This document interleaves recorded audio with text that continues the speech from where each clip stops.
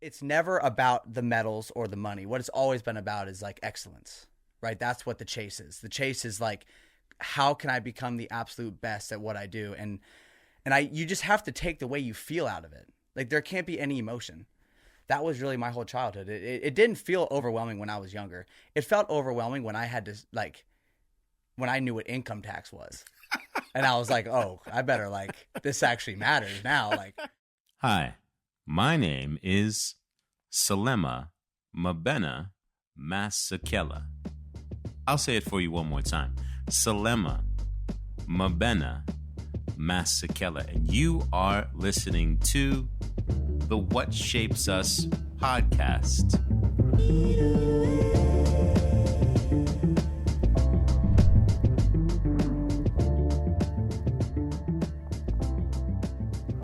Welcome to another episode of the What Shapes Us podcast. I am your host, Selema Masekela. Hello.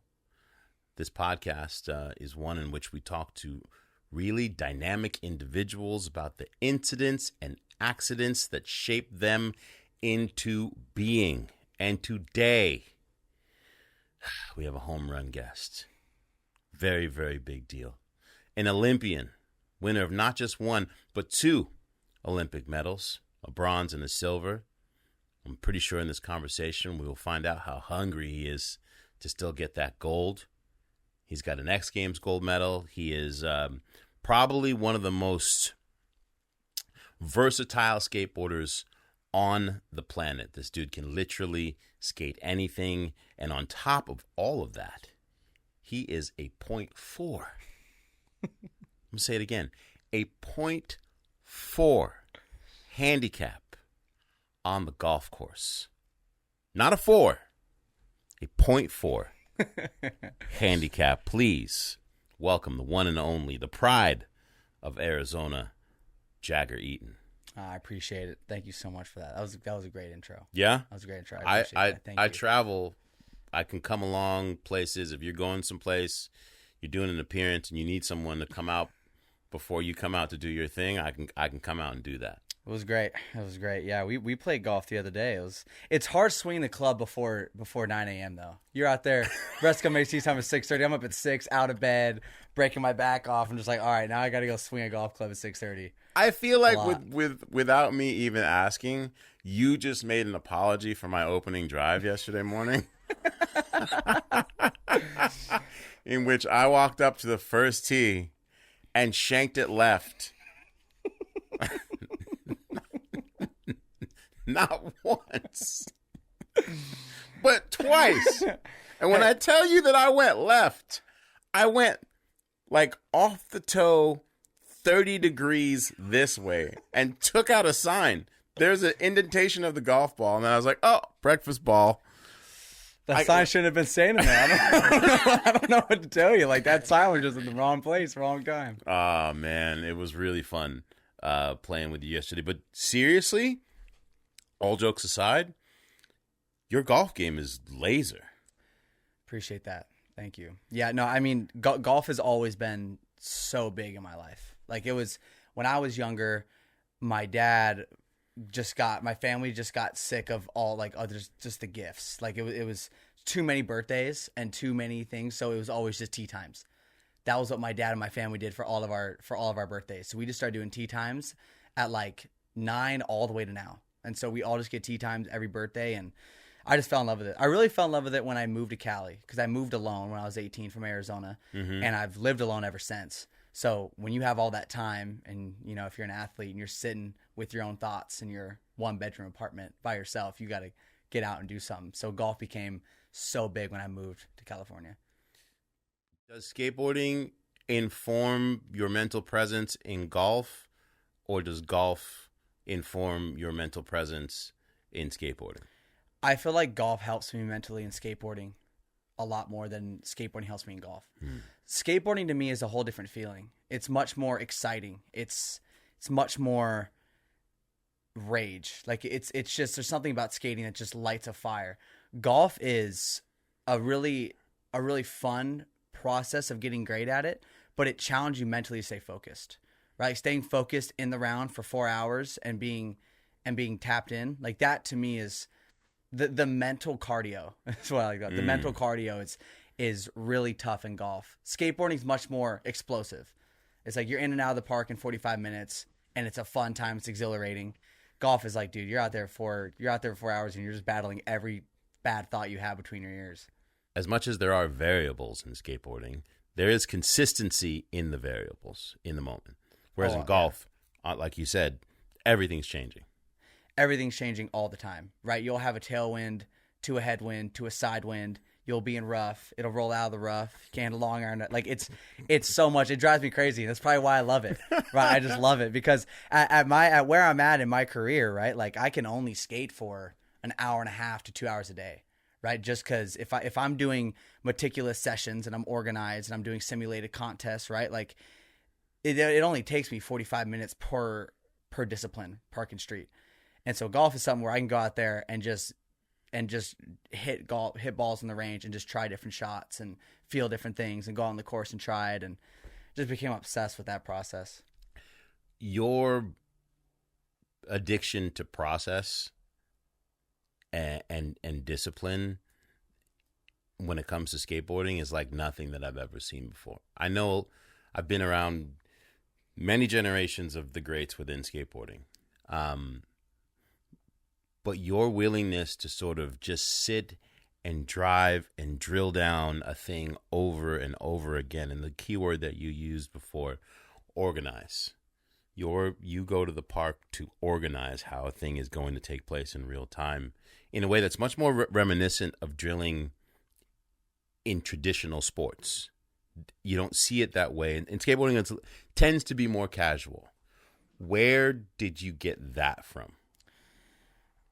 I feel like I got my discipline and my structure all from my parents. Like both my parents were Olympic level gymnasts. They're both also coaches, elite level coaches. And what they know is they know how to take a kid from being good to great. Like that's where they know how to surround them with the right kids, with the right team. And then on top of that, make the marginal goals to get them from A to Z. Like they know that really well. And that was really my whole childhood. It didn't feel overwhelming when I was younger. It felt overwhelming when I had to when I knew what income tax was.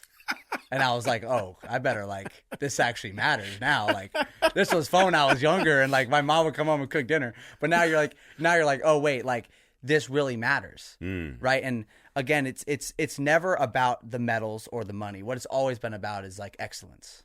Right. That's what the chase is. The chase is how can I become the absolute best at what I do? And you just have to take the way you feel out of it. There can't be any emotion, right? Let's take a park contest, for example. Mm-hmm. Park competition is based on this X factor. You have certain things they want you to do high airs and long grinds, yet sometimes people don't do that and they still win, right? So there's this X factor energy in park skating. I have not dialed in what it is about park to win every time. I have not figured that out, right? I've been number one in the world in world skate points for a whole year.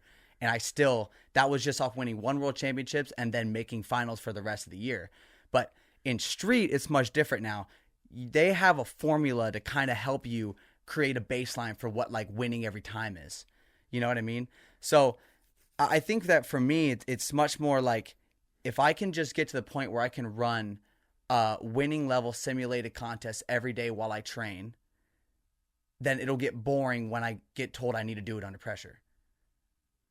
Right? It just has to work. Yeah. You know, that way it's not that it's boring, but it's just fun trying to chase that. I'm just obsessed with that.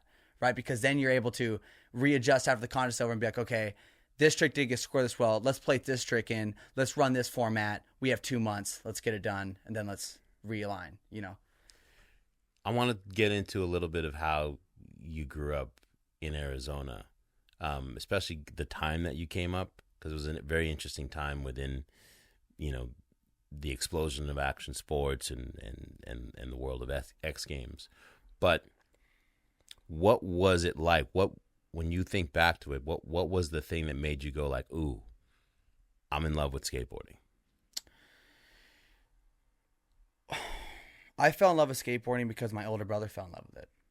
Like, plain and simple, right? We both got skateboards for Christmas, and Jet fell in love with it. And, you know, he was the older brother. I just want to be like him. I want to skate like him. And for the first 4 or 5 years of my career, I feel like it was just him. And I was just following him and skating with him every day. And his love kind of fueled my love for it, too. And your parents having that, their sort of curriculum sort of mindset when it came to sports, how did they apply that to you guys in skateboarding? Well, you know, like this, it's funny because I always talk about my relationship with my parents, because the hardest thing for me has been the separation, making my parents and not my coaches. Right. Because you can't take, like, I can't take the coach out of my parents. Like, they're both coaches. Right. But what they did with us when we were younger was they got not only me and my brother skating every day, but all of our friends that also these young kids who skate as well. Right. You have like Cam Selick and Aaron Gore and all these skaters when we were younger. They just surrounded us with other youth skateboarders, and they gave us coaches. And I'm so grateful. Like, my parents just knew exactly what to do. They focused so much more on the love for it than they did like the training. They just gave us an environment, you know, like my parents built an indoor skate park in Arizona for us kids and all the kids in Arizona to skate at an air-conditioned spot for 10 hours a day. Like, the ultimate sacrifice for us. And like, it's, I can't even give my parents enough praise. Like, it created this amazing skate culture in Arizona for these young kids, but also just a safe place to do it all day. Arizona's hot. Dude, like, I was just there. It's not even funny. Like, it's not even funny. It's like your skin feels like it's just burning off. It's a hot place. Like, your wheels melt. Wheels melt, graphics melt, board bends. It's not enjoyable this time of year.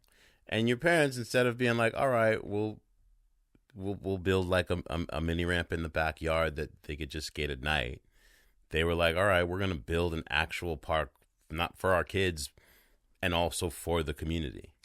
Yeah, and it all happened so naturally, right? At the time that this was going on, it was 2006, 2007. Both of my parents were coaching gymnastics 12 hours a day just to keep this failing gymnastics gym alive, right? They're coaching themselves 12 hours a day.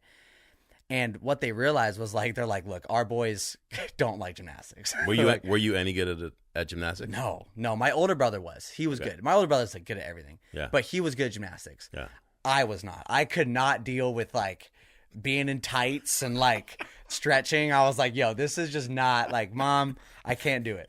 So what my dad did was he started building ramps in the back of the gymnastics gym on his off days, which were literally the end of Saturday and all of Sunday. Started building ramps. And that turned into me and Jet just cruising on those ramps every day. And it ended up being some parents coming up and be like, hey, look, like, our son would love to get into skateboarding. And are those ramps in the back available for coaching? And my dad just naturally was like, the businessman that he is, the entrepreneur, he was just like, okay, yeah, let's do it.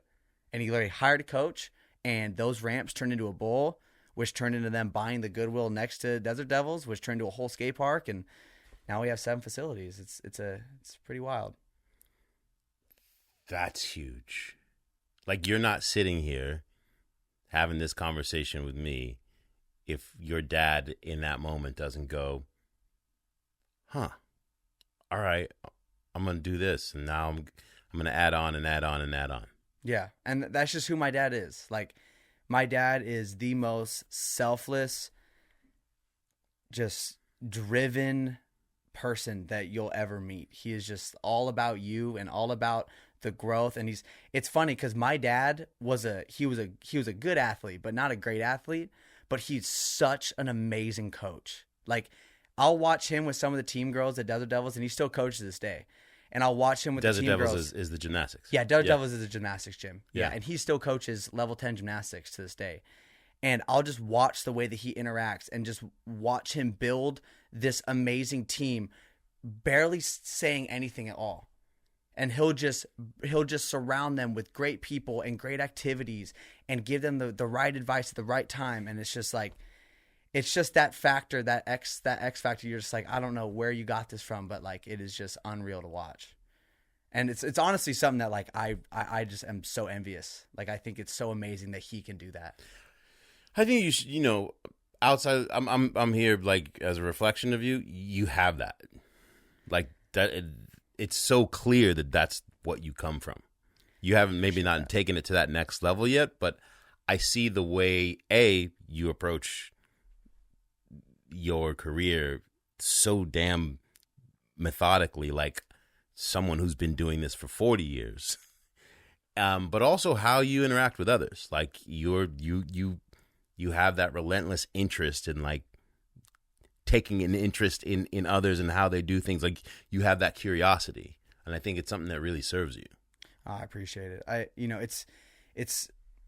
It is my parents. Like my parents were the ones that did that, but it's hard because I dropped out of high school when I was 15, and the high school I talk about was like I dropped out of computer online school, and then I went to junior high for 1 year, and I was never a part of any team sport. And at the time that I was like 15, 16, all of my friends kind of moved away, so I was training in Arizona by myself for like 4 years. So I never was a part of a team, right? And I never was like a coach figure ever. And I always had my parents to look at. But I thought it was always so great, just the selflessness and how much they cared about these youngins' lives and everything else in between, And I think that's why this Olympic journey became so important to me. Because when I was 19 and it got inducted, I remember texting my dad, and I was like, "Hey, it's in," and my dad's like, "Of course it is. We planned this. Like, let's do it." Right. And so it was so planned, like it was so natural for the whole thing to happen. And then when the teams get selected and it's like, it's me, Nyjah, and Jake in Tokyo. And then it's me, Nyjah, and Chris in Paris. It's just like, you're with this team and you're like those 7 or 8 days where you're waking up and having breakfast and coffee and talking about life. And like, it just made me feel like I wish there was just more of a team thing, Yeah. Because in skateboarding, you have a lot of like board brands and stuff. But like to me, it was always hard because I took a different avenue where most board brands didn't find what I was doing very appealing, or shoe brands. And so I always took a different route where I was so much of a thoroughbred competitor that I never understood to me that like I could do like a 2-week vacation and go film. Like that never, like, each day matters so much. Like I always found it very puzzling because sponsors want their athletes to win contests. It's good for the brands. Yeah. But you got for being too competitive. Well, like, also like wait, he might be too competitive. I mean, people are always going to judge what they don't understand. Right. They're going to fear what they don't understand. Again, I wasn't raised like a normal skater. I was raised like an athlete. I was raised like a gymnast. Right. So what is the norm for a gymnast is familiar. What is norm to a skater is very not familiar, and it's vice versa. But yeah, I get along much better with brands who are competitive driven, right? Like Delta, Polo, IWC, like these brands, Red Bull, obviously, of course. These are brands that understand the competitive drive.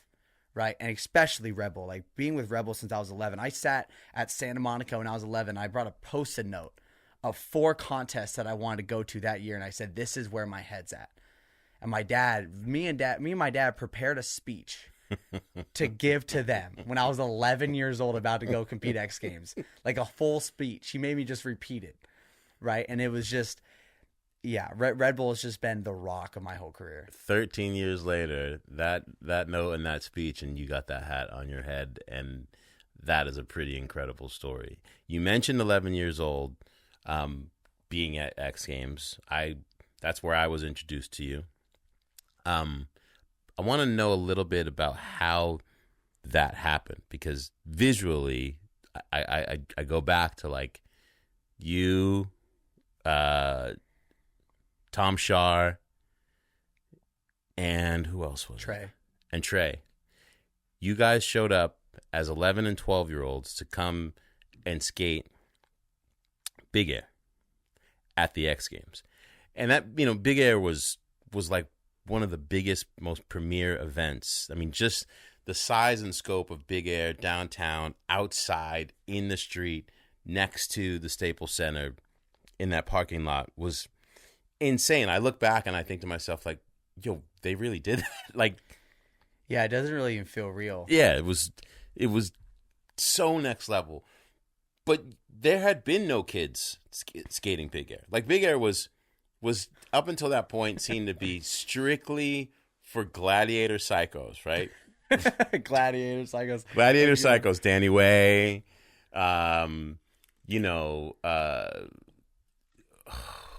Jake Brown. Like, you had to be either a little bit gladiator. Elliot, Vovo, Italo. Yeah, all Italo. those guys, yeah. And then Jeff Jewett, I hope you're listening, superhero of a guy who I knew for a long time within skateboarding, shows up to X Games with like 3 children in football pads, like padded up, Yeah. to go and do battle with.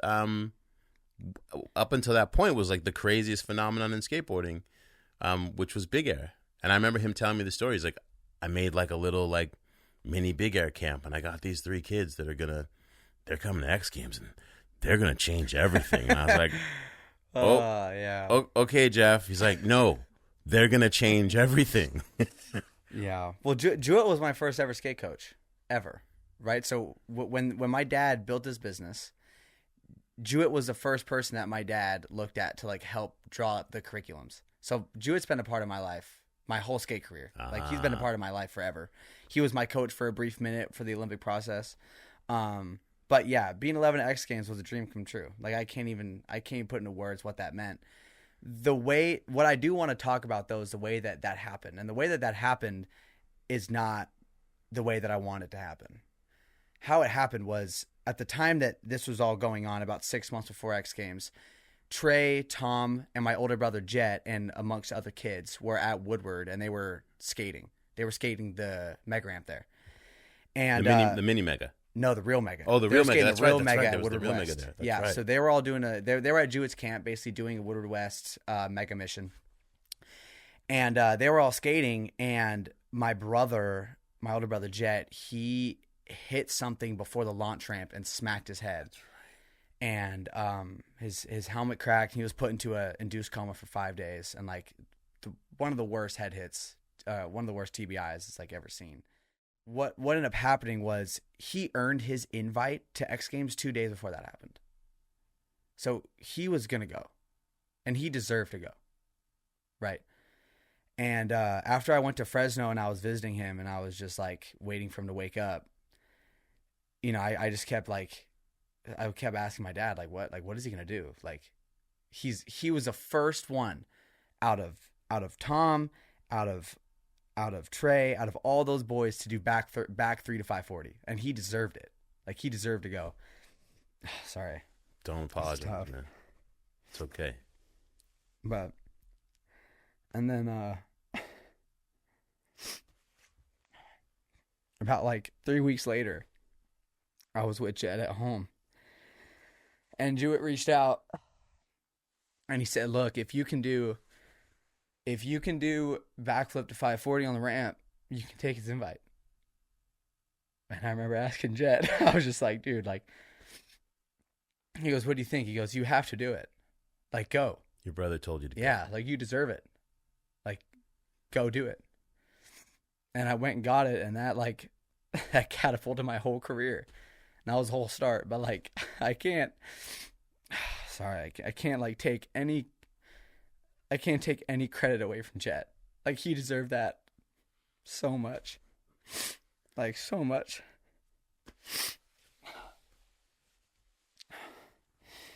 What was? Oh God.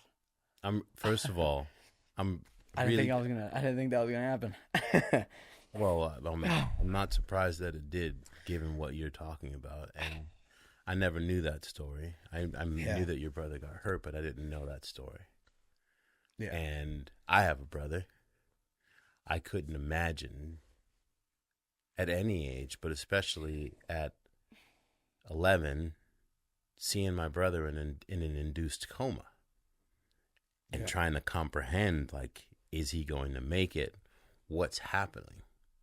Let alone the thing that he's been dreaming of and that he's qualified for, this thing that's never happened before, now no longer having access to that, and then given that opportunity myself, and then my brother telling me to go when all I wanted, like you described, was to see my brother thrive. Of course, that's good. What was that like as a kid coming into X Games with that on your shoulders? Like I didn't. All of the weight was lifted once Jet wanted it from me. Like once Jet and he's just like, Jet is just the most selfless, like, just the greatest brother. He's just like, dude, like, you're so talented. Like, go do it. And it was like when I was there and he was there with me, like it felt like we were doing it. You know? And everything that I've done from that point on, like dealing with that when I was that age, made everything that I go through now so easy. Like you talk about like the broken ankle in Tokyo, like that was nothing. I would do that 1,000,000 times over. And I would never, ever do what I did when I was 11 again, ever. I could not get through that now.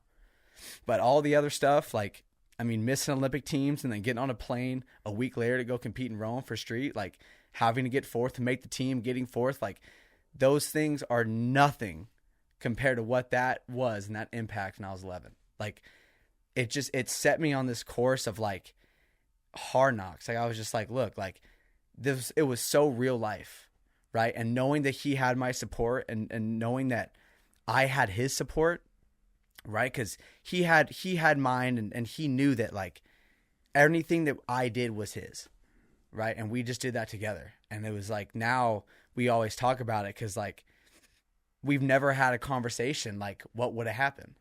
We never had that conversation because it's always like what has happened to me happened to him. And he like does this through me, and it's like it's the greatest thing. And like I say it like he's gone, but he's always so close to me, and he's always like me and my brother talk like almost every day. But it's just like I don't know, it's crazy because I don't know how much I've ever gotten to that with you, but that was like the X Games experience was like a tough one. Makes a lot of things make a lot of sense when it comes to you, Jack. Yeah. Makes a lot of sense. You wear your heart in your skateboarding in such a visceral way. It's kind of always made me wonder, like, what's the storm going on inside this kid? But to understand that this is the source and that this has always been the drive, man, it makes perfect sense. And I couldn't imagine what it must have been like, as much as your brother was happy for you and supportive of you, those moments in which you may have found yourself battling imposter syndrome as to whether or not is it okay, and all those things, as you know, that because that X Game experience catapulted you like into a whole nother world. Yeah. And again, like it happened in such a way where from that point on, I made sure my family was included in everything. Like my family was in Fantasy Factory. They weren't in Ridiculous, but they were in the Mega Life show on Nickelodeon. They're at most of my contests. Like I'll always do that because it's like a lot of these guys are out there just competing for themselves. Like I've got this family and like these people that have sacrificed so much and put so much on hold that like there is no amount of storm, amount of fight that I can't weather to make sure that they are lifted up and shown that like we are great as a people. Like we are great as a family. We are great. And they deserve that. Right. And if I need to work my ass off, if I need to compete with bad ankles, if I need to do anything I can to push through it, I will do it. I will do anything it takes to make sure that they know how grateful I am for their sacrifice. Let's go back to the Nickelodeon for a second. Yeah, let's do it. That was a wild chapter in my life. Let's bring the mood back up for a second. Yeah, that was a heavy. And Sorry, again, no, don't please don't apologize. Like when I say thank you, it's important. It really, really, really important, I think, especially for young men, for men in general, to be able to feel comfortable and be okay with the strength of their emotions. It's not weakness. What you just displayed was power. You decided to stand in the totality of your power and reveal and give us access to what that is. And that also, within that, is raw emotion, visceral emotion. We are able to understand in much greater detail what skateboarding means to you, not just because it's a beautiful thing, but this real deep why that is connected to like the fiber of your existence, the blood of your and flesh of you in your brother and your parents. So yeah, there's no apologizing. Like, thank you. People will watch this and in turn, I hope, be able to feel more okay to access those things themselves. Because if we all did, I think the world is a much better place. Agreed. Nickelodeon. Yeah, let's talk about it. Let's get into it. So within that X Games, and also the scope of what X Games was then, like, it was giant. Like, the marketing for X Games was giant. The viewership was, we were as big as, at that point, especially in 2011, 2012, we're as big as any other sport in the world. People look at X Games as a Super Bowl for action sports that's transcending all of pop culture. So after your appearance, you suddenly, the whole world is just like, who are these kids? Talk about the ride to get to Nickelodeon after X Games. Yeah, so after X, like, whole life changed, right? And then 11 years old. At 11. So I just got like my ability to buy more candy for myself and whatnot. But no, after that happened, Rob Dyrdek approached me after that happened, and we just got close. And that's when he brought me in for Fantasy Factory and Ridiculousness, and we just clicked when I was young. Me and Rob just clicked, and we had such a good time. And it was just so, like, I mean, you've been around Rob. Ultimate Big Brother. Yeah. And the it funnest was just, human it being. felt so familiar, like being around Rob and talk with him about like just everything. You know, he, like, his energy was just so vibrant, and I just fed off it. Like, I just loved being around him. And my God, I'm trying to do my Rob. You know, like Jagger, like, this guy. Do you see what he's working with? If you guys would apply what this kid is doing, it's feels like I'm back on that ridiculous couch now. Yeah. So like Fantasy Factory was awesome. That was like a 3 or 4 day experience. And then did Ridiculousness, and I actually hosted it, which was funny because Rob was like, "That's right." Yeah, Rob was like, "You're gonna host it," and I'm like, "No, I'm not." Like, So no, I'm not brilliant. gonna host it. He goes, "No, you're gonna be the first one to host it. You're gonna do it." So again, me and my dad like wrote up a little script, right? That like we didn't really know the falls that were gonna happen. We just kind of like had some punchlines. Yeah. But as then a we kid, did it. As a kid, yeah, we did it and it went great. And like I honestly felt like I kind of hit it out of the park. Like I was really stoked. Everybody laughed and it was awesome. And then after that, in the green room, right after Ridiculousness, Rob comes in with me, my whole family there. We're all like celebrating. He comes in, he goes, "Dude, we need to pitch you a show." And I had no idea what that meant. I had no idea what to expect. And all I did was just with a grin, I'm like, yes. Without even skipping a beat. Like, yes, let's do it, whatever. And about 2 weeks later, we met in Hollywood. And we had to sit down with Nickelodeon and all the execs there. And again, another script that I had written out that I wrote about, like what I want to do. you went in there prepared. I went there prepared, yeah. And the whole script for the show that we came up with was, I want to show through a kid's eyes what it's like to push through being uncomfortable, doing things that are dangerous, right? So the whole show was like, how could I show a kid who's 15, 16 that it's okay to be scared, that it's okay to do things that are uncomfortable and push through them. And Rob loved it. Rob was like, that's you. It's perfect. And so that after that meeting, we got a contract a week later and we sold 20 episodes and we were off and running. And it started about a month later after that, and we just got jumping. And it was the most stressful, exciting.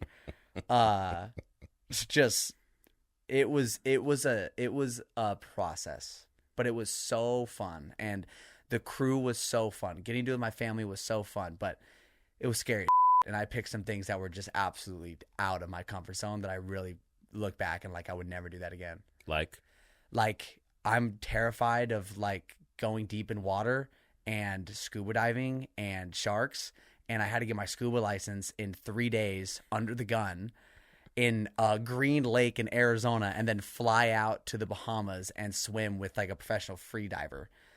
And that was just absolutely terrifying. I was sitting on the boat, like contemplating my whole life. Like I was like, "Damn it, Rob, like what are we doing here?" But it was amazing. What'd you learn from Rob? What I learned from Rob, I learned to be myself from Rob.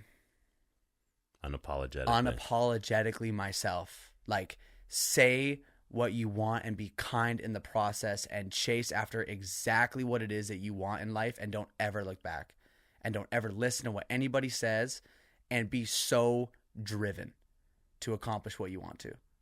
And I'm always so fascinated with, obviously what he did on the skateboard was amazing, but what he did off the skateboard, the impact that he made, like it gave me hope for myself and my career. And the Olympics was that route. That was my version of like my Rob Dyrdek story, was I'm going into the Olympic Games, because that to me was my level of taking skateboarding to another level. Yeah. For our country, for skateboarding, was the Olympic Games.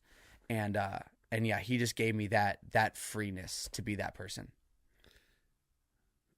That's like the best thing that you could learn from someone like Rob, is that importance of being just wholly yourself.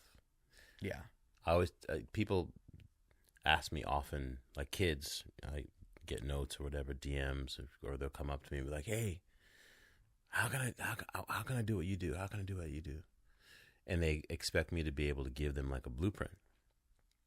And the thing that I always tell them is, if you can get to the belief that what you have, no one else has to give, you can do whatever you want.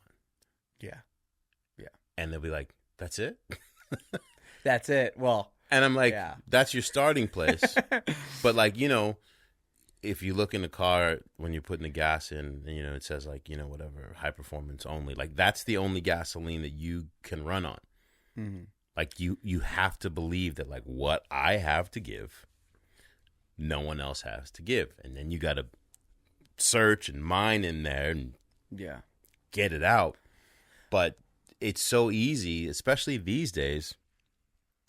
And even in skateboarding, I see trends where you see someone who's clearly like decided, I want to be like that person, so I'm going to adopt a bunch of what they do, etc., and then try to be another version of that. And then they're surprised when no one takes notice, because like only that person can do that. That's their Yeah.